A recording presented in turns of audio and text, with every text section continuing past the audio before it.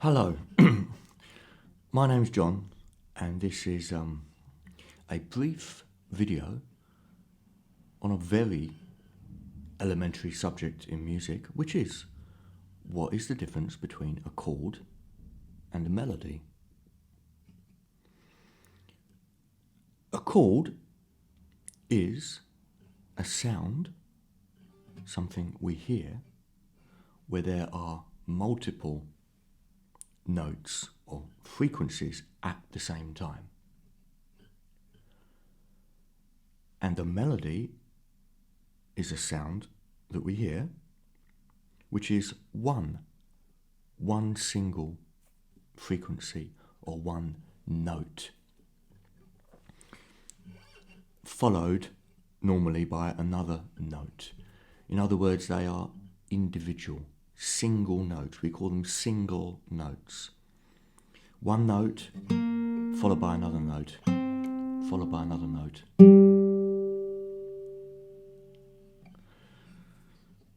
Going back to chords again, chords are any combination of notes at the same time. So if I pluck 3 strings at the same time, that's a chord, regardless of whether it sounds good or whether it has a name. Those are chords. All chords. Whether I strum or I pick notes individually, but within the chord. So those notes are ringing on at the same time. We're not hearing individual sounds. That will be individual notes. So I'm stopping each note before I start the new one. But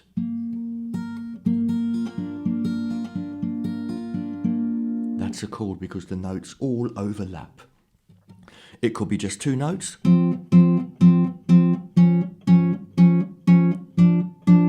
Those are all chords. Or it could be all 6 notes on a guitar.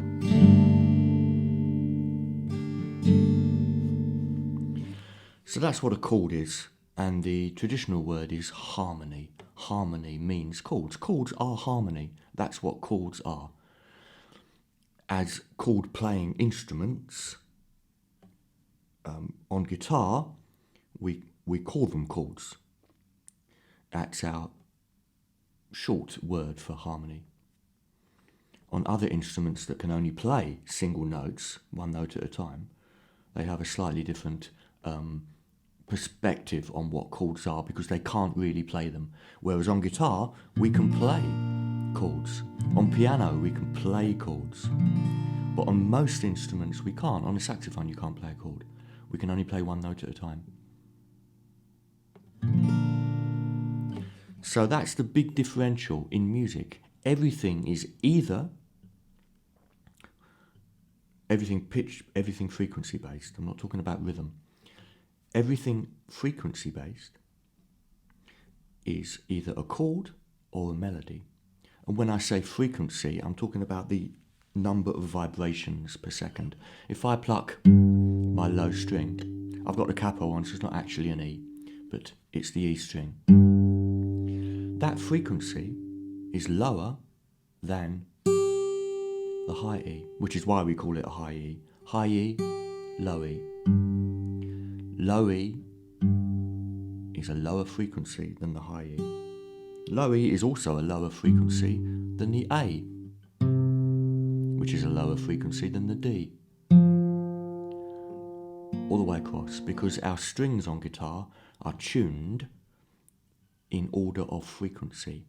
So the low E is a low frequency, and we move through the strings E, A, D, G, B, E until we get to another E, and that E is a different frequency, which is why we call it the high E.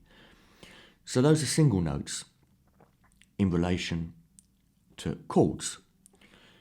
If you hit all the open strings on the guitar and they overlap in time, that's a chord. That's a chord.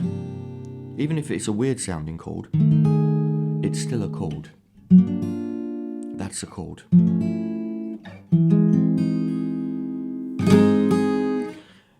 every time you hum a tune, you are by definition humming a melody, because our voice can only sing melodies. So humans can only, well, every animal as far as I know, can only sing individual notes. That's why if you're in a choir and you want to produce a chord, you have to have different singers singing different notes, like the different strings on the guitar.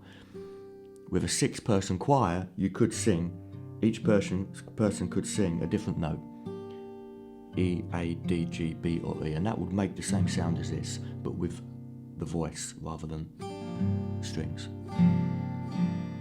So beyond that, once we understand what a chord is, we can see that whenever someone does this on guitar, we say that they are playing chords.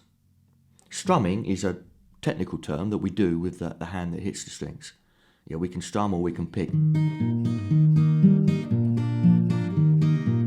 Still chords, because the notes are overlapping in time. We are hearing more than one note at one time.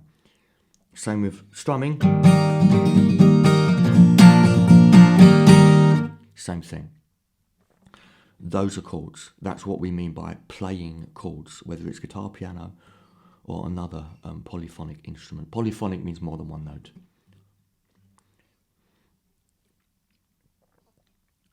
Okay, a melody, once we understand what it means, one note followed by another note, but not overlapping, gives us everything that we call a tune in the world. Everything we call a tune is a melody. So whether it's been played before or not. So if I play this, that's a melody because it is single notes. I've got no idea if that's ever been played before probably, but it's the first time that I've played it as far as I know. So any combination of single notes is by definition a melody. So if I asked you to play a melody on guitar, all you need to do is go to any scale shape that you know. Remember scale shapes like the C shape, the open C pattern, 302, 302, 01. Don't forget I've got a capo on, so that doesn't sound like C, but I'm playing the open C pattern. Fingers 302, 302, 01, starting on the A string. 3, open, 2, 3, open, 2, open, 1. I've just played a scale, and a scale is a melody. A scale is a melody. A scale is single notes. If I mix up the notes, we just get a different melody. So the reason we learn scales, and we learn scales in relation to note numbers, 1, 2, 3, 4, 5, 6, 7, 8, is so that we can then mix up those note numbers in what we think of as a pleasing pattern. So if you make up a tune and you like it, you can write down the note numbers and you can play it again next week, next year, whenever. That's why we number the notes, because we can then recall them. If we write them down, we can recall them at a later time. It's just a memory aid. And every musician knows that if that's note 1, then that must be by definition note 5. 1, 5. And this must be 2. And this must be 4. Because all note numbers are the same worldwide. It's a completely universal concept. Yeah, in a Latin country, you may well say do, re, mi, fa, sol, la, si, do. But that's the direct equivalent of 1, 2, 3, 4, 5, 6, 7, 8. It's exactly the same. So that's it. I've sort of expanded a little bit on what melodies and chords are, but that's the big difference. That's the fundamental difference between what chords are and what melodies are. How do we use them? Well, we use melodies to sing tunes, don't we? Or to play tunes on an instrument. Yeah.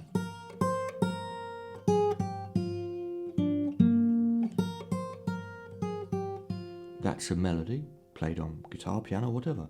If a singer sings it, it's still a melody.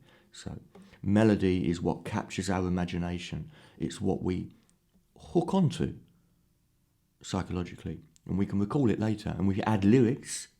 we've got a song, haven't we?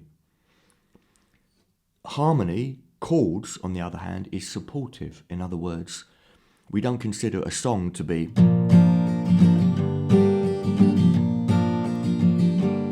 We don't consider that to be a song because there's no melody and there's no lyrics. All we've got is chords. Chords is supportive. It's like the foundation. So chords will play under a melody. So those chords, if a band started playing those chords, you would expect a melody to come in because melodies are played against harmony. Harmony supports, melody leads. So if I was humming a melody, I don't know, ba ba ba ba ba, bum bum bum bum bum, bum bum bum bum bum bum bum bum bum bum bum bum bum. Excuse my voice, but that is an example of harmony, the chords, supporting a melody, which is what I sang. And of course, human voice can only sing melodies. If I like that melody, and I thought, well, that's the greatest thing since sliced bread, I would write the note numbers down, which is in G, it is 1, 1, 1, down to 5, 6. I would write those numbers down, and then I can remember it then. I can remember the chords. G. In the key of G, a G chord, by definition, is chord 1. So I'm playing chord 1, and then chord 6. G down to E is 1 down to 6. 1, which is the same as 8, 8, 7, 6. So I'm playing two chords, two chords in harmony, chord 1, chord 6, and the melody is played above. And there you go, I've just written a tune. If I add lyrics to it, there's a full song. Literally just lyrics, melody. Even the harmony can be changed. That's it.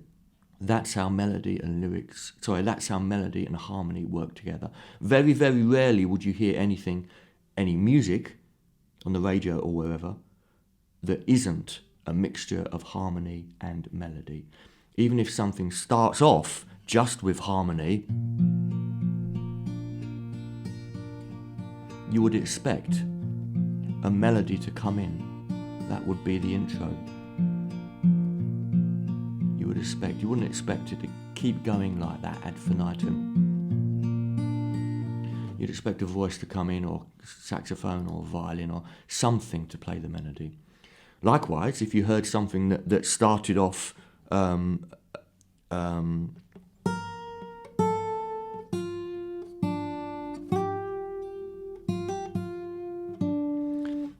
might be the intro to a song as a melody, you would expect some harmony coming in and the music to build up.